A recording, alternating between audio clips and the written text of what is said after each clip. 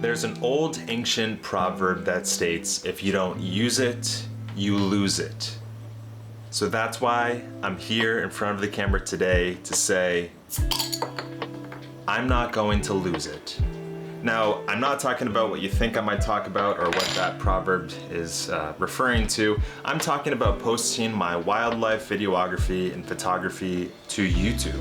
My name is Liam, and this is a relatively new channel that I've started, and more or less it's a passion project. I'm not trying to get uber famous and start getting sponsored by Squarespace or ExpressVPN anytime soon. So if you're here because you want to see some wildlife photography and video work that I've been doing in the last couple of weeks, just skip to the timestamp that's somewhere on this screen right now. I'll be doing a voiceover so you can kind of catch the story from here.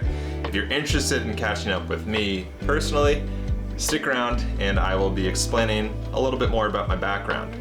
The main reason that I like to post to YouTube is because I feel in today's day and age of social media, we can spend, as photographers, which I would assume some of us might be, you go out, you spend hours searching for a photo, you set up your photography blind, you wait for the perfect moment of a waterfowl coming into the area that you're at, or waiting for some type of deer or elk or grizzly if you're that effing crazy.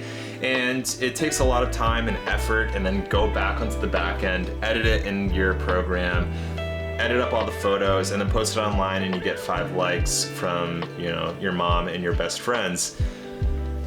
What I found with YouTube is it's a way for me to feel satisfied with the type of work that I like to do. So what I have been thinking that I'm going to pursue is creating more stories, just more stories in general. Everything from the design of a shoot to the preparation that's required to go out to a certain location, that certain time of year, that certain lighting. Maybe it's tide based and you're doing a landscape shot that needs a middle tide or a mid tide, or it's an early morning shot of some red-winged blackbirds that are going to be calling on some grass, and you want to catch a moment with them. I want to create a story of all of that. So I've started to use YouTube as a platform to be able to create more interesting content than would be on just a single photo. And what I mean by that is I want to tell the backstory of what goes into these shoots that I like to do. And if 5 people see it, if 500 people see it, or if 5 million people see it, I don't give a care about that. I just want to do that. So what does that mean moving forward? Well, I'll tell you. So I just shot in Machias Seal Island in Maine. It's off the coast of Cutler, Maine. This island is actually, I guess, recognized or owned by both the United States and Canada. And it's a cool location because if you take the Bold Coast charters out of Cutler, Maine, which I highly recommend that you use, and you kind of get in line because it's hard to get tickets for them. But you can actually go onto this island, get set up in a photography blind, bird blind, and then spend an hour or so just looking at these Atlantic puffins or some other species like the razorbills that were personally my favorite. And it was a great time that I can't wait to share with all of you. So it's a story, like I said, that I hope to kind of encapsulate into a 15-minute photography video that you all might, I don't know, subscribe to this channel so you can see next couple weeks.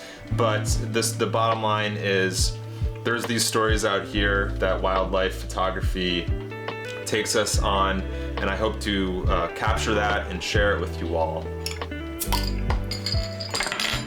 So now that I've shared a little bit about that, I also want to talk about some of the newer purchases that I've had, which is, I don't know, kind of irrelevant to most of you, but to me, interesting.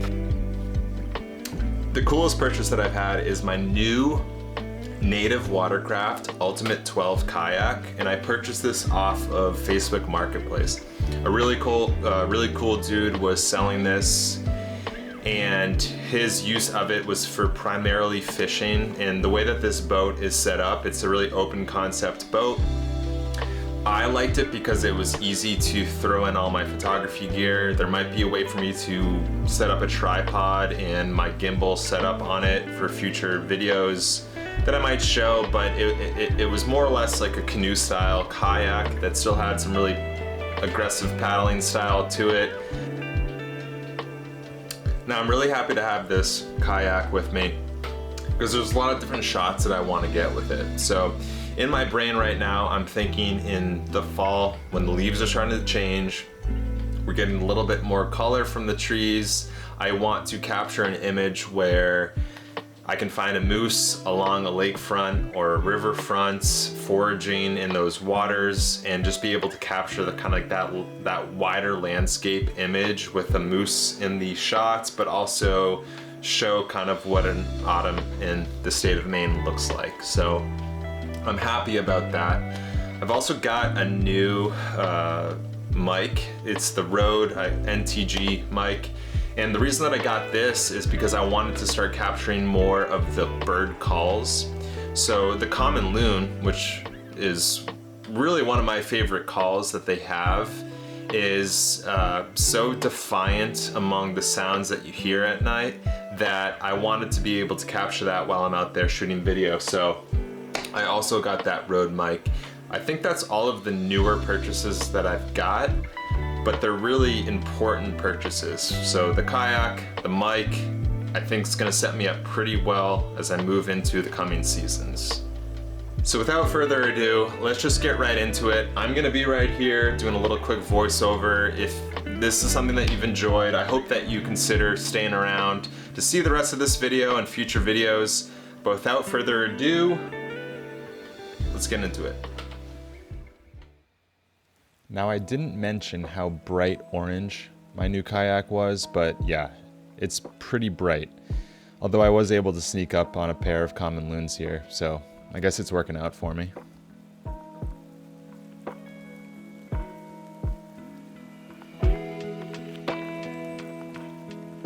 And the one thing that I will say about photographing loons is when they're feeding, they will dive down. You will completely lose where they are, but occasionally it'll make for a pretty nice photo.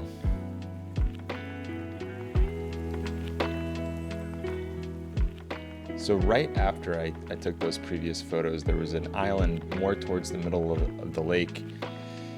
And I got real lucky with finding this loon. I'm not sure if it was a male or a female, building a nest from different aquatic vegetation, mud, and small sticks. And I really lucked out with some cool images here. I'm pretty happy with just capturing these moments. Was pretty cool.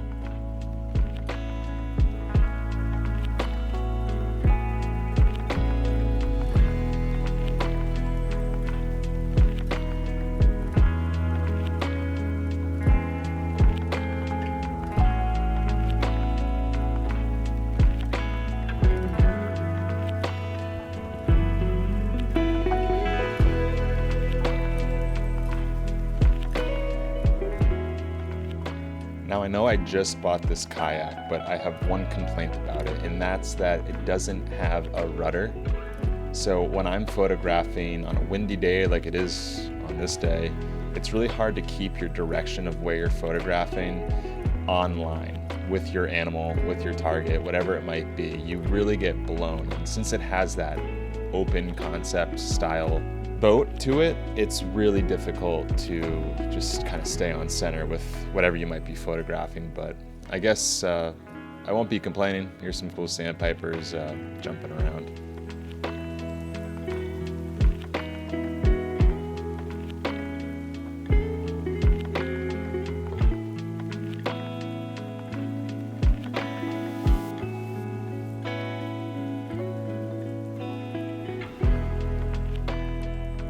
I just had to include these B-roll shots here of this aquatic vegetation along the river. Just think it really encompasses the warmth of spring here in Maine. When you go through a brutal winter, it's nice to have that warmth back in your life. So here's a white-breasted nuthatch jumping around looking for insects in a tree.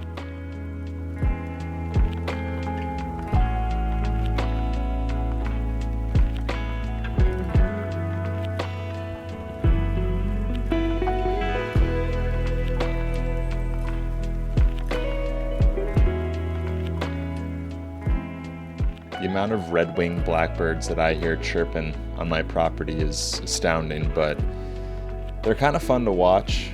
I don't know what this one was doing, but this one was obviously calling from a tree and was very picturesque, although I didn't take a photo of this guy.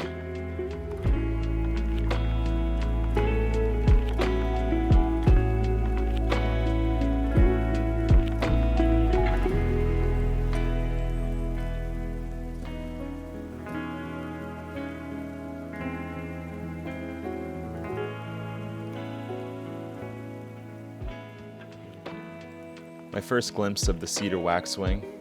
Not the greatest shot, but it's still early in the season. Although this Wilson's warbler was happy to sit on this perch and pose for me.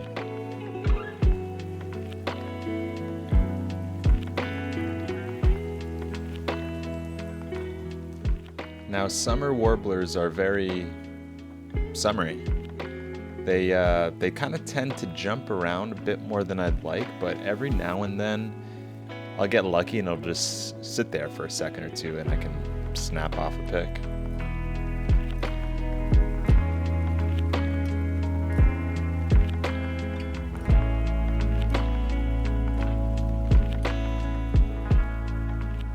Also figured I'd round out this video with a couple random dandelion and insect captures that I got. For all you nature enthusiasts out there, it's been pretty incredible the last couple weeks what we've seen from the doldrum of winter into the warmer springtime. Although here in Maine, it's not always that warm, but when the Canadian geese are flying overhead, I guess that's a good sign that warmer weather is on the horizon.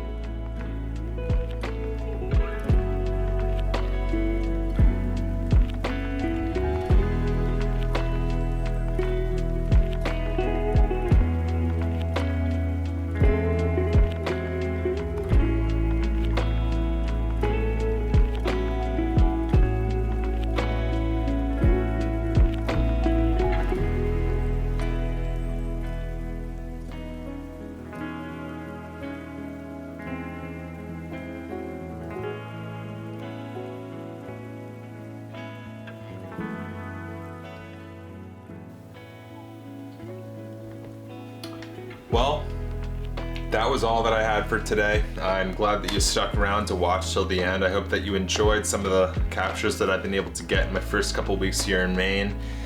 If you've liked this video, I don't know, hit the like button. Stick around to see some following videos that I might post in the future. Well, don't stick around, that would be weird. Just subscribe to the channel and I will eventually post another video, like I said, from that puffin trip that I made. It's, again, one of my favorite videos, one of the most cool experiences that I've ever been a part of in my wildlife photography, videography journey. So thank you very much. I look forward to seeing you again soon, and happy shooting.